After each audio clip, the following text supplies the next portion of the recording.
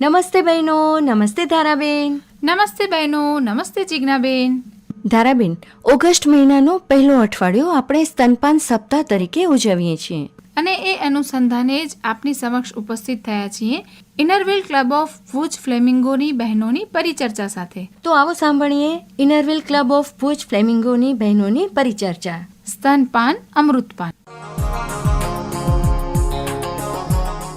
નમસ્કાર, હું કુસુમ માણેક શ્રોતાગણ મિત્રોનું સ્તનપાન વિશેના ટોક શોમાં સ્વાગત કરું છું. Inner Wheel club Bhuj flamingo August માસનું પ્રથમ અઠવાડિયું સ્તનપાન વિશેના ફાયદા અને જરૂરિયાતનું પ્રચાર સમાજમાં કરી અને આ વિશે જાગૃતતા વધારે છે, જેના અંતર્ગત આજે આ વિષયના નિષ્ણાત એવા ડૉક્ટર ઉર્મિલાબેન મહેતા અને ડૉક્ટર મોનિલ શાહ આજે અહીંયા આમંત્રણથી પધાર્યા છે, જેઓ શ્રી આ વિષયની સુંદર છણાવટ કરીને વિશેષ માહિતી આપશે.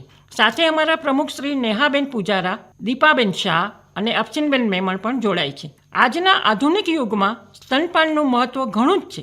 નિત નવી ટેકનોલોજીના યુગમાં અને બહેનો જ્યારે વિભક્ત કુટુંબ હોય, પતિ પત્ની બંને કામ કરતા હોય, ત્યારે બાળકને સ્તનપાનથી વંચિત ન રાખી સ્તનપાન કરાવવું જ જોઈએ. તેથી આપણે સ્તનપાન બાળકના સ્વાસ્થ્ય માટે કેટલું ફાયદાકારક છે તેની વાત કરીશું. માતાનું દૂધ બાળક માટે સંપૂર્ણ આહાર છે. એમાં આવશ્યક પોષક તત્વો તો હોય જ છે, સાથે બાળકના શારીરિક તેમજ માનસિક વિકાસ માટે પણ આ આવશ્યક છે. સાથે સાથે તે બાળકની રોગ પ્રતિકારક શક્તિ પણ વધારે છે અને માંદગીથી દૂર રાખે છે. સાથે તે માતા માટે પણ એટલું જ સારું છે. પ્રસૂતિ દરમિયાન વધેલું વજન સ્તનપાન કરાવતા ઘટે છે. સ્તન અને ગર્ભાશયના કેન્સરના જોખમ પણ ઘટે છે.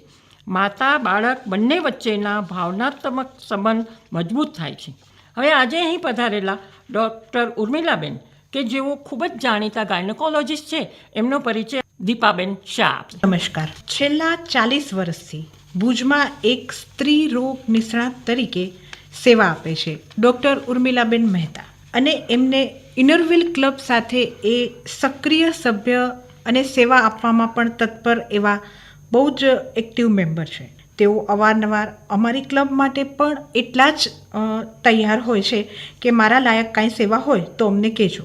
હવે સમાજ માટે સેવા આપવા, ક્લબ માટે સેવા આપવા તત્પર રહેલા એવા આપણા ઉર્મિલાબેન મહેતા એવા પ્રશ્નો જેવા કે સ્તનપાન, પ્રસૂતિ માટેના જે સ્ત્રીઓના બેઝિક મેઇન ક્વેશ્ચન્સ છે, એ માટે એ હંમેશા માર્ગદર્શન આપે છે અને આપણે સમાજને ઉપયોગી એવા દરેક કાર્ય માટે હંમેશા તત્પર રહે છે.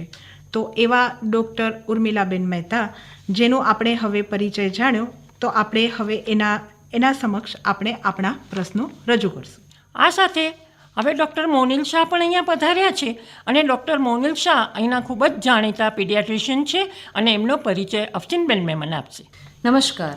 આજે આપણે સમક્ષ હાજર છે ભુજમાં છેલ્લા 10 વર્ષથી કલરવ ચિલ્ડ્રન હોસ્પિટલ ખાતે ડૉક્ટર મોનિલ શાહ નિષ્ણાંત તરીકે કાર્યરત છે.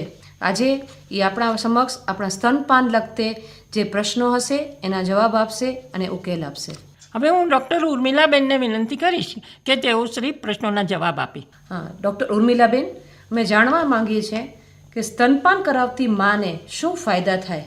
સ્તનપાન કરાવતી માતાને અને બાળકને બંને ફાયદા થતા હોય છે, પણ હું તમને માતાને શું ફાયદા થાય છે એ જણાવું કે જ્યારે બાળક સ્તનપાન કરે છે ત્યારે ઓક્સિટોસિન નામનો હોર્મોન રિલીઝ થાય છે. આના કારણે ગર્ભાશયનું સંકોચન થાય છે. જે પ્રેગ્નન્સીમાં ગર્ભાશય મોટું થઈ ગયું હોય છે એ ધીરે ધીરે એની મૂળ પોઝિશનમાં આવી જાય છે અને નાનું થઈ જાય છે, અને ડિલિવરી પછી જે બ્લીડિંગ થતું હોય એ એના કારણે ઓછું થઈ જાય છે. એટલે આ એક પહેલો ફાયદો. બીજો ફાયદો એ છે કે બાળકને જ્યારે માતા સ્તનપાન કરાવતી હોય ત્યારે એ બંને વચ્ચે એક લાગણીનો સેતુ બંધાય છે, અને ચાઇલ્ડ છે, જે બાળક છે, નાનું બાળક, એ સેફટી ફીલ કરે છે. ત્રીજો ફાયદો કહું તો જે સ્ત્રીઓ સ્તનપાન કરાવતી હોય છે એમને ભવિષ્યમાં અંડાશયનું કેન્સર અને છાતીનું કેન્સર થવાની શક્યતાઓ ઓછી રહે છે. અને ચોથો ફાયદો કે આ સ્તનપાન કરાવતી વખતે ઓવ્યુલેશન થતું નથી, એટલે કે ઈંડા બનવાની જે પ્રક્રિયા છે સ્ત્રીઓમાં, જેને કારણે પ્રેગ્નન્સી રહી જાય છે એ થતું નથી. એટલે એને કારણે આ એક નેચરલ કોન્ટ્રાસેપ્ટિવ તરીકે પણ કામ કરે છે. એટલે જ્યારે માતા બાળકને સ્તનપાન કરાવતી હોય એ દરમિયાન ગર્ભ રહેવાના ચાન્સ ઓછા થઈ જાય છે. આ બધા માતાને ફાયદા છે, માતાને થતા ફાયદા છે. ઉર્મિલાબેન, એક સવાલ એ પણ છે કે પેશન્ટને ઓપરેશનથી ડિલિવરી થઈ હોય તો ક્યારે સ્તનપાન કરાવી શકાય? અમે એમ કહીશું કે ફાસ્ટર ઇઝ બેટર. એટલે કે કોઈ પણ પેશન્ટને નોર્મલ ડિલિવરી થઈ હોય કે બાળકને ઓપરેશનથી ડિલિવરી થઈ હોય, પણ જેટલું બને તેટલું જલ્દીથી આપણે માતાની છાતી ઉપર બાળકને વળગાડવું જોઈએ. એટલે કે બાળકના હોઠ માતાને જે બ્રેસ્ટની જે ડીટડી છે એના ઉપર મૂકી અને ચૂસાવવાનો પ્રયત્ન કરવાથી એક સકિંગ રિફ્લેક્સ એસ્ટાબ્લિશ થાય છે, અને એને કારણે જે ધાવણ છે એ જલ્દી આવવા લાગે છે, દૂધ છે એ જલ્દી બનવા લાગે છે. એટલે ઓપરેશન થયું હોય તો ઘણીવાર અમે ઓપરેશન રૂમમાં જ આ પ્રક્રિયા કરવાનું કહેતા હોઈએ છીએ, અને ત્યારે જ મધર પણ બાળકને જોઈ લે છે, અને એ બધી જે લાગણીના જે ટાઈમ છે એ સમયે બધા હોર્મોન રિલીઝ થાય છે, અને તરત જ માતાના બ્રેસ્ટમાં દૂધ બનવા લાગે છે. અને નોર્મલ ડિલિવરી હોય કે સિઝેરિયન હોય કે ઓપરેશનથી ડિલિવરી હોય તો થોડુંક જ માતા સ્વસ્થ થાય, એટલે આ પ્રક્રિયા કરવાથી જલ્દીથી ધાવણ આવવા લાગે છે. સરસ. તો મેડમ, બીજો પ્રશ્ન છે, સ્તનપાન અને ડાયટ વિશે આપ શું કહેશો? સ્તનપાન અને ડાયટ બહુ લાંબો સબ્જેક્ટ છે, પણ ટૂંકામાં કહું તો સગર્ભા અવસ્થાથી જ જે સ્તનપાન આપવાના માટે જે કાળજી લેવાની હોય છે એના માટે મધરને તૈયાર થવાનું હોય છે. એને જે પોઝિટિવ એટીટ્યૂડ સ્તનપાન વિશે રાખવાનું હોય છે એ એની સગર્ભા અવસ્થાથી જ ચાલુ થઈ જાય છે. એટલે જો સગર્ભા અવસ્થાના 9 મહિના દરમિયાન એની કેર કરવામાં આવે, ખાસ કરીને જો લેડીને લોહી ઓછું હોય કે એનિમિયા હોય તો આયરનની ગોળી 9 મહિના આપવામાં આવે છે, કેલ્શિયમની ગોળી આપવામાં આવે છે, બીજા વિટામિન્સ પણ આપવામાં આવે છે. આ સાથે એનો પૌષ્ટિક આહાર એટલે કે ફ્રેશ ફ્રૂટ, લીલા શાકભાજી, ઉગાડેલા કઠોળ અને બીટ, ગાજર કે એવા જે બધું સલાડ છે એ બધું એને વધારે પુષ્કળ પ્રમાણમાં લેવું જોઈએ.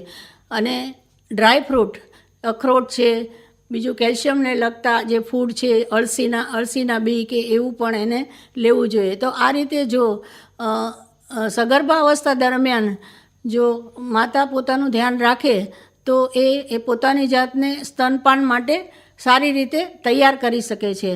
અને ડિલિવરી થઈ ગયા પછી પણ ડાયટ બહુ મહત્ત્વની છે. સેમ વે ડાયટ ચાલુ રાખવી જોઈએ, અને આયરન અને કેલ્શિયમની ગોળી સ્તનપાન દરમિયાન પણ પેશન્ટે હંમેશા ચાલુ રાખવી જોઈએ, જેથી એને દૂધ બરાબર આવી શકે અને એ પોતાના બાળકને સરસ રીતે તંદુરસ્ત રાખી શકે. ખરી વાત છે. ઉર્મિલાબેન, કેટલી સરસ માહિતી આપી કે આ માતૃત્વ માટે કેટલી સારી જાણકારી છે. હવે એવી કોઈ કન્ડિશન ખરી કે માતા બાળકને ધાવણ ન આપી શકે? મોટે ભાગે તો દરેક પરિસ્થિતિમાં બાળકને ધાવણ આપવાની આપણે કોશિશ કરાવતા જ હોઈએ છીએ, પણ ઘણી કન્ડિશન એવી છે, 4-5 કન્ડિશન એવી છે કે ત્યારે આપણે બાળકને માતાને સ્તનપાન કરાવી શકતા નથી. તો એમાં એક કહું તો પેશન્ટને જો HIV હોય અથવા ઓપન ટ્યુબરક્યુલોસિસ એટલે કે ટ્યુબરક્યુલોસિસનો એને ચેપ લાગેલો હોય તો બાળકને આ ચેપ લાગવાની શક્યતાઓ હોય છે. એટલે આવા સમયે બાળકને માતાના ધાવણથી દૂર રાખવામાં આવે છે. અને જો માતાને કોઈ કારણસર કેન્સરની દવા ચાલુ હોય અથવા તો રેડિયેશન થેરાપી ચાલુ હોય તો એવા સંજોગોમાં પણ આપણે માતાનું દૂધ બાળકને આપી શકતા નથી. એક લેક્ટોઝ ઇન્ટોલરન્સ નામની એક પરિસ્થિતિ છે કે જેમાં બાળક જો માતાનું દૂધ લે તો એને પચતું નથી, એનાથી એને ડાયરિયા થઈ જાય છે. તો ડાયરિયા થઈ જાય તો પછી બાળકને પૂરતું પોષણ મળતું નથી, માલન્યુટ્રિશનમાં જાય છે. તો આવા બાળકને બીજા દૂધ ઉપર સ્વિચ ઓવર કરવું પડે છે, ત્યારે પણ આપણે એને માતાનું દૂધ આપી શકતા નથી. તો આવી 4-5 કન્ડિશન છે. જોન્ડિસ હોય તો પણ બાળકને આપણે દૂધ આપી શકીએ છીએ. જો ઓછા પ્રમાણમાં માતાને જોન્ડિસ હોય તો આપી શકીએ છીએ, વધારે પ્રમાણમાં હોય તો ત્યારે પણ આપણે એવોઇડ કરવું પડે છે. એ સિવાય ધારો કે તાવ કે એવું આવ્યું હોય કે સામાન્ય બીમારી હોય તો એવા સંજોગોમાં તો ચોક્કસ માતાને સમજાવીને એને મેન્ટલી પ્રિપેર કરીને દૂધ આપવું જોઈએ. બાકી 4-5 કન્ડિશન સિવાય દરેક પરિસ્થિતિમાં આપણે માતાનું દૂધ આપવું જોઈએ. સરસ બેન, મારો હજુ એક એ સવાલ છે કે કોઈ સ્ત્રીને છાતી એટલે કે બ્રેસ્ટના પણ પ્રોબ્લેમ હોય તો એને શું કરવું જોઈએ? હા, બહુ સારો સવાલ કર્યો તમે. કારણ કે જે પેશન્ટ હોય છે જ્યારે ડિલિવરી થાય છે ત્યારે જે દૂધ દેવાનું જે ટાઈમ છે ત્યારે એને બહુ મૂંઝવણ થતી હોય છે કે હું મારા બાળકને દૂધ બરાબર આપી શકીશ કે નહીં.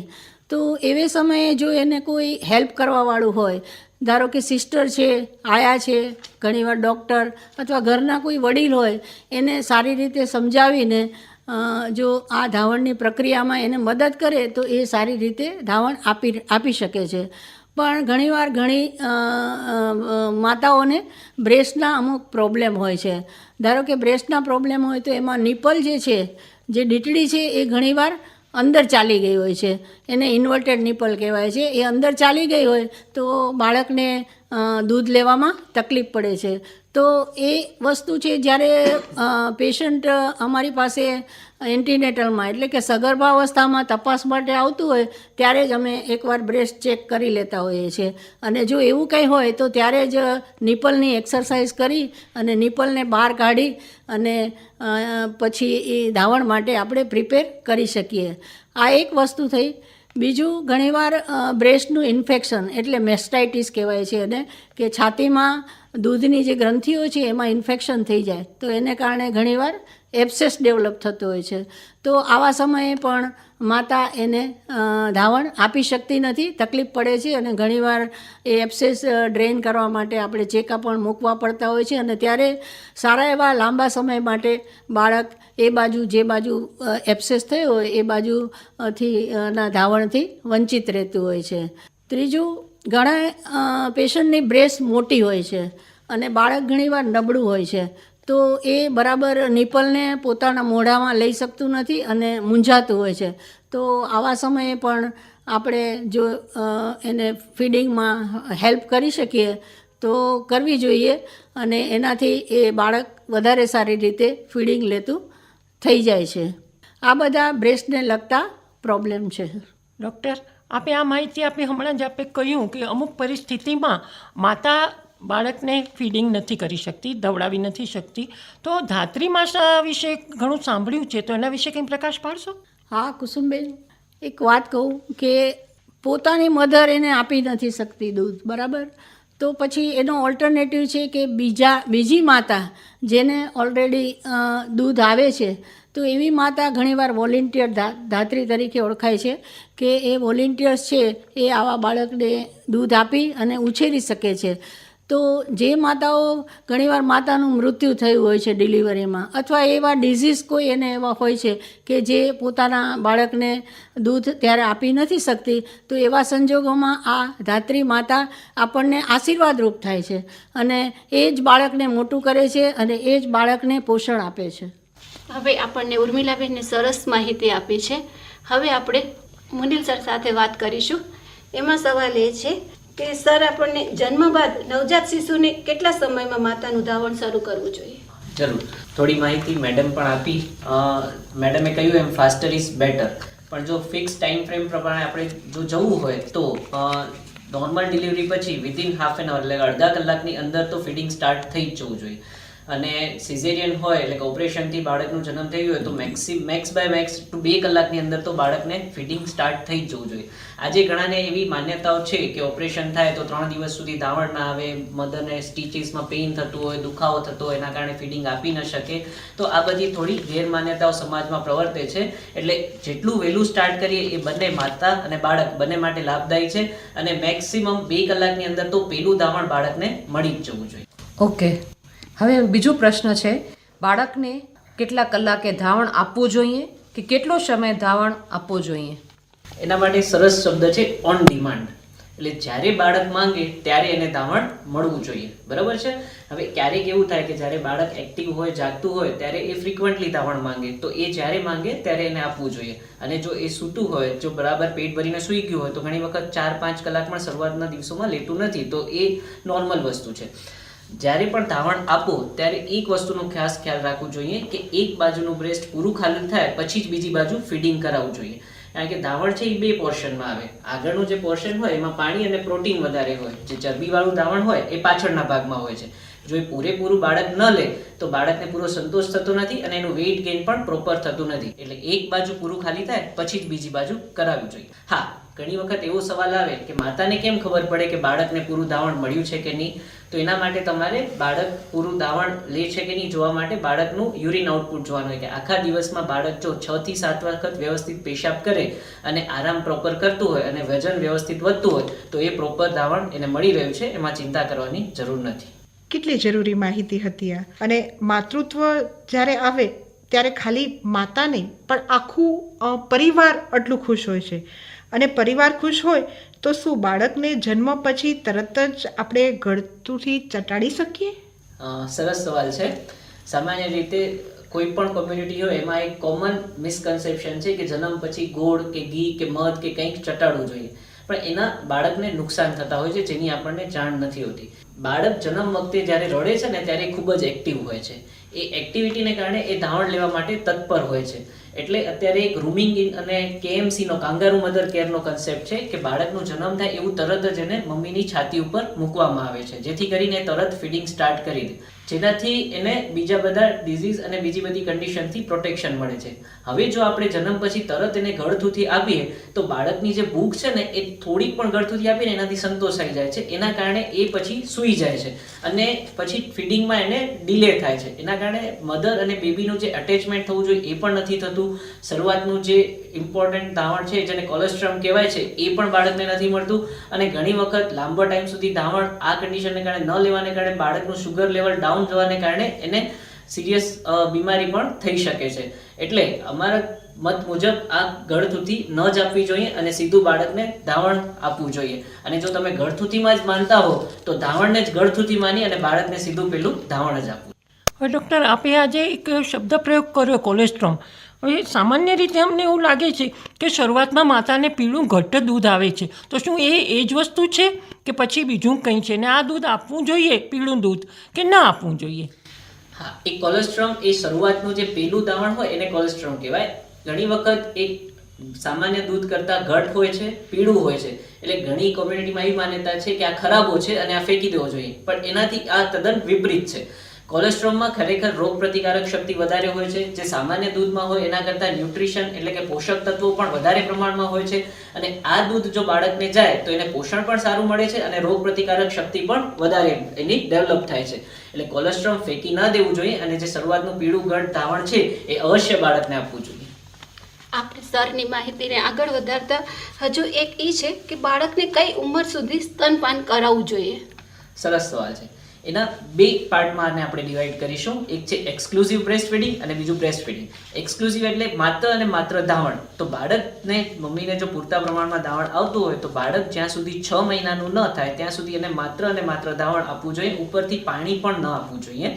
કારણ કે 6 મહિના સુધી જે ધાવણમાં પોષક તત્વો છે એ બાળકના વિકાસ, શારીરિક અને માનસિક બંને વિકાસ માટે પૂરતા પ્રમાણમાં હોય છે. 6 મહિના બાદ બાળકના શારીરિક વિકાસ માટે ધાવણ પૂરતું પડતું નથી. એટલે ધાવણ તો કન્ટિન્યુ રાખવું જોઈએ, સાથે સાથે બીજું અનાજ અને કઠોળ પણ સ્ટાર્ટ કરવા જોઈએ. અને એટલીસ્ટ 2 વર્ષ સુધી તો બ્રેસ્ટ ફીડિંગ અનાજ અને કઠોળ સાથે કન્ટિન્યુ કરવું જોઈએ. ત્યારબાદ તમારે ધીમે ધીમે સ્ટોપ કરવું જોઈએ. સરસ. અને એવું કહેવાય છે કે પાવડરના દૂધમાં ન્યુટ્રિશન વધારે હોય છે, તો શું ધાવણ સાથે એ આપી શકાય? ધાવણ ન આપીએ અને પાવડરનું દૂધ આપીએ તો ચાલી શકે? આ એક વસ્તુ હું અહીંયા ક્લિયર કરું છું કે પાવડરનું દૂધ એક ઓપ્શન છે. ક્યારે ઓપ્શન છે? કે જ્યારે માતા ન હોય, ક્યારેક એવું થાય કે ડિલિવરી વખતે માતાનું મૃત્યુ થયું અથવા માતાને કોઈ ગંભીર બીમારી થઈ હોય, ત્યારે બીજી કોઈ માતાનું ધાવણ અવેલેબલ ન હોય તો બાળકને આપણે ભૂખ્યું ન રાખી શકીએ. એના માટે બાળકને પોષણ આપવા માટે આપણે પાસે એક ઓપ્શન છે પાવડરનું દૂધ કે ફોર્મ્યુલા મિલ્ક કહેવાય છે. પણ એ બ્રેસ્ટ મિલ્ક થી ચડિયાતું તો નથી જ, પણ બ્રેસ્ટ મિલ્કની તોલે પણ ના આવે. બ્રેસ્ટ મિલ્ક એ ગોલ્ડ સ્ટાન્ડર્ડ છે, એ અમૃત છે અને એ તો દરેક બાળકને મળવું જ જોઈએ. એની અવેજીમાં તમે યુઝ કરવું પડે ટેમ્પરરી તો તમે કરી શકો છો, એ પણ તમારા ડૉક્ટરની સલાહ લઈને. બાકી બ્રેસ્ટ મિલ્કની ઓપ્શનમાં આપણે એને ના આપી શકીએ. સરસ માહિતી આપી.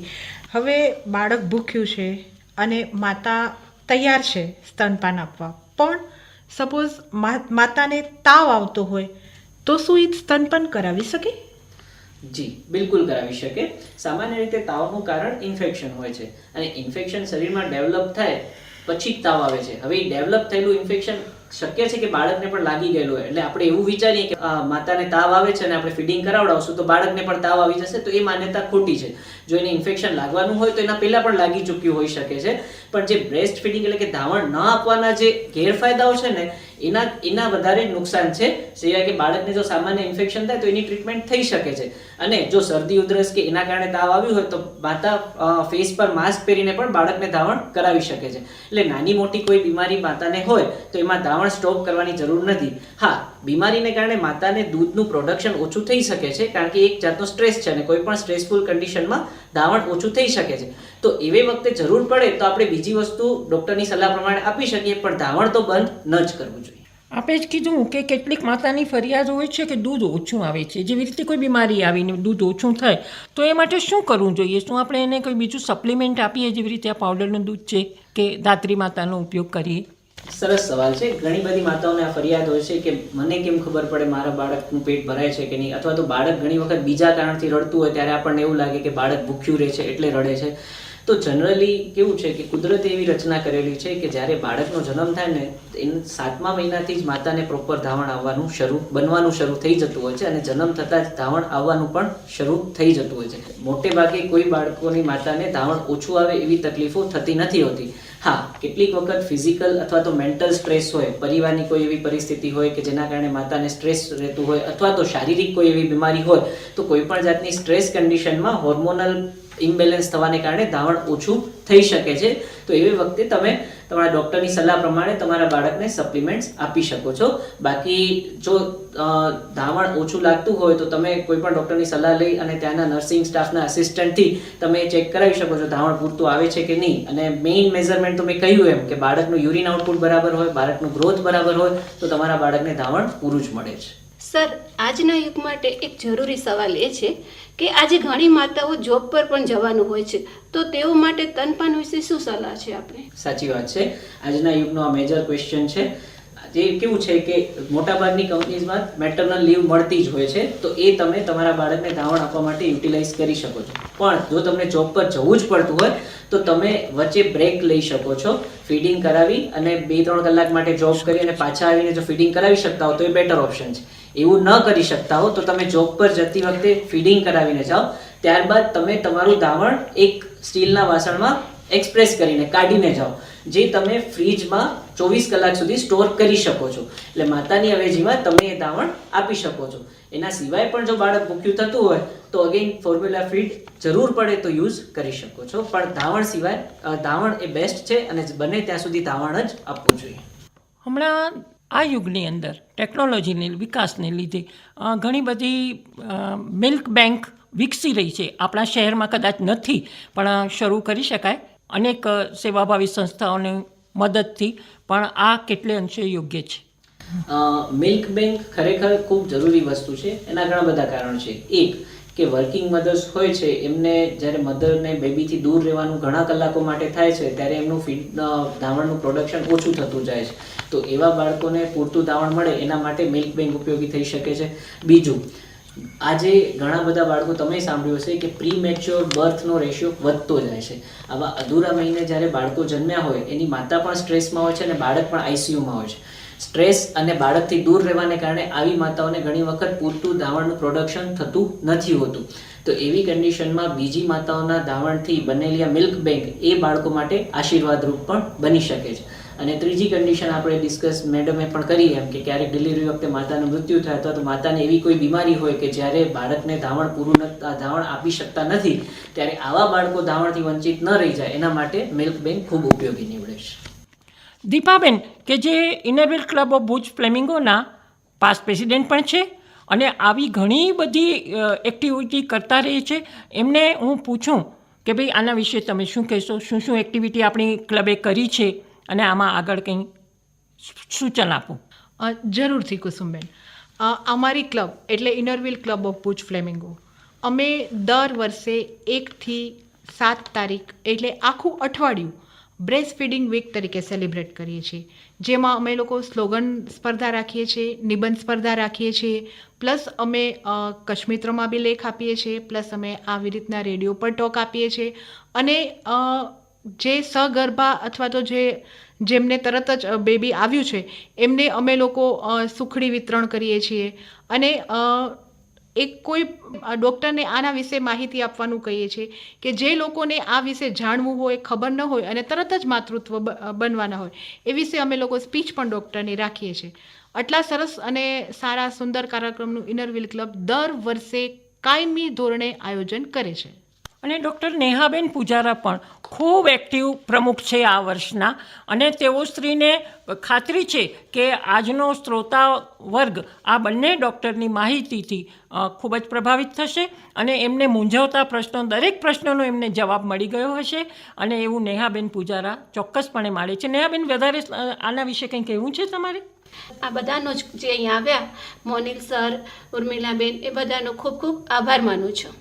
અફસનબેન, હું જોઈ રહી છું કે એકાદ પ્રશ્ન તમારા મનમાં હજી સળવળે છે, પૂછી જ નાખો. ઓકે, હું આ મોનિલ સાહેબને જ પૂછવા માંગુ છું કે સ્તનપાનથી બાળકોને શું શું ફાયદાઓ થાય છે? જરૂર મેડમ. સ્ટડીઝ દ્વારા જોવા મળ્યું છે કે જે બાળકો 6 મહિના સુધી એક્સક્લુઝિવ બ્રેસ્ટ ફીડિંગ પર હોય એમનું વેઇટ ગેઇન અને હાઇટ પ્રોપર રીતે વધે છે, એમનું આઈક્યુ સરસ ડેવલપ થાય છે, ભવિષ્યમાં એમને લાઇફસ્ટાઇલ ડિઝીઝીસ જેવા કે ડાયાબિટીસ, અસ્થમા વગેરે રોગોની થવાની શક્યતાઓ ઓછી થઈ જાય છે. જે બાળકો એક્સક્લુઝિવ બ્રેસ્ટ ફીડિંગ પર હોય અને જે બાળકો બ્રેસ્ટ ફીડિંગ પ્રોપર ન કરતા હોય, એ બે વચ્ચેનું જો કમ્પેરિઝન કરવામાં આવે તો જે બ્રેસ્ટ ફીડિંગ કરતા બાળકો છે એમની હેલ્થ કમ્પેરિઝનમાં વધારે સારી રહે છે અને લાંબા સમય એમને ઇન્ફેક્શિયસ ડિઝીઝ, લાઇફસ્ટાઇલ ડિઝીઝીસ આ બધા રોગો ખૂબ ઓછા પ્રમાણમાં જોવા મળે. ખૂબ ખૂબ ધન્યવાદ ડૉક્ટર મોનિલ શાહ અને ડૉક્ટર ઉર્મિલાબેન, આપે ખૂબ સરસ માહિતી આખા સમાજને પૂરી પાડી. સ્તનપાનના અનેક ફાયદા, મા અને બાળકના સ્વાસ્થ્ય પર અસર અને સમાજ તથા પર્યાવરણ માટે કેટલું બાળકો એની જાણકારી આપી અને આ માહિતીનો ઉપયોગ આ સમસ્ત શ્રોતાગણ પણ ચોક્કસ કરશે, કારણ કે સ્તનપાન છે માની મમતાની ઓળખાણ, સ્તનપાન છે બાળક માટેનો શ્રેષ્ઠ આહાર અને આ છે ઈશ્વરનું શ્રેષ્ઠ વરદાન. સ્તનપાન અમૃત સમાન. સ્તનપાન અમૃતપાન એ વિશે હમણાં જ આપે સાંભળી ઇનરવિલ ક્લબ ઓફ ભુજ ફ્લેમિંગોની બહેનોની પરિચર્ચા. તો આ સાથે જ આજનો કાર્યક્રમ અહીં જ સમાપ્ત થયો. ફરી મળીશું અવનવી વાતો, માહિતી અને મનોરંજન સાથે આપના મનપસંદ કાર્યક્રમ સહિયરમાં આવતા મંગળવારે બપોરે 12:30 વાગે. ત્યાં સુધી આવજો બહેનો, આવજો ચિકનાબેન, આવજો બહેનો, આવજો ધારાબેન.